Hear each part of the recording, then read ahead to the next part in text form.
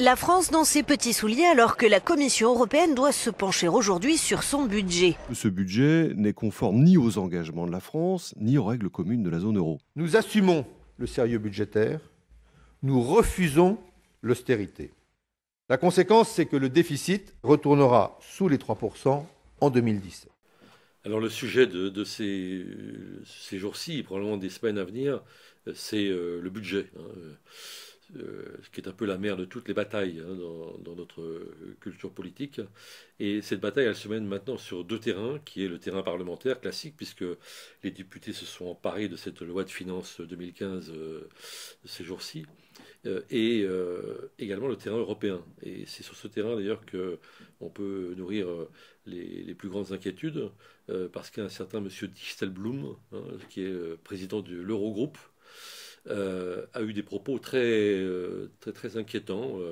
Non seulement il a stigmatisé la France pour ne pas tenir ses objectifs en termes de déficit et budgétaire, puisqu'on est quand même très loin, en effet, et là on peut lui en donner acte, des 3% qui sont la règle depuis le traité de Maastricht.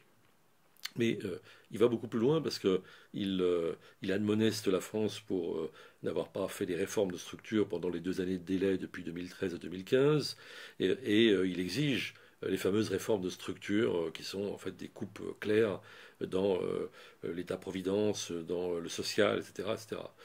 Et ce qui me pose problème dans cette affaire, c'est que on voit un personnage, bon, je ne veux pas le désigner particulièrement parce qu'il est évidemment l'expression d'autres forces, mais un personnage quand même qui est totalement extérieur à notre pays et au choix des électeurs et de nos concitoyens, finalement, décider de quelle société, à quelle société on a droit et la société que on devrait décider pour la France.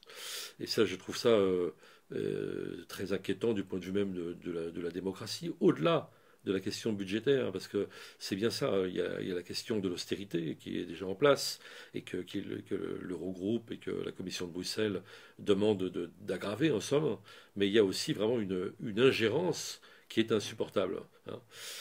Et ce qu'on peut regretter aussi, c'est évidemment la question politique majeure, c'est que notre gouvernement, Manuel Valls, bon, il a eu des mouvements de menton comme il sait faire pour dire que c'était intolérable, cette ingérence, etc., mais on sait que ces mouvements de menton généralement préparent, disons, les renoncements, la soumission, donc c'est pas du tout rassurant. Et on a l'impression que le gouvernement, il est une courroie de transmission finalement. Le débat, il porte sur les rythmes, encore 5 minutes, monsieur le bourreau, mais sur le principe, il n'y a pas du tout de remise en cause.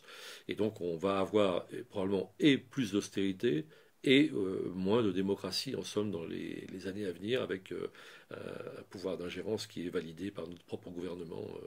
Alors, la bataille, elle se mène pour commencer à l'Assemblée, avec, je l'espère, une résistance farouche à la fois du front de gauche, des Verts, mais aussi des frondeurs et de tous ceux qui se réclament encore de la gauche dans cette noble enceinte.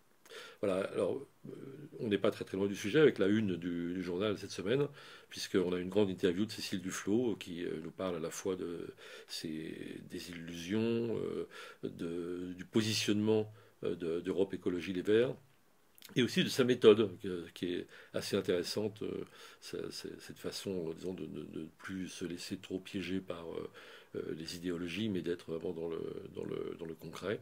Et elle parle justement du budget, elle aussi.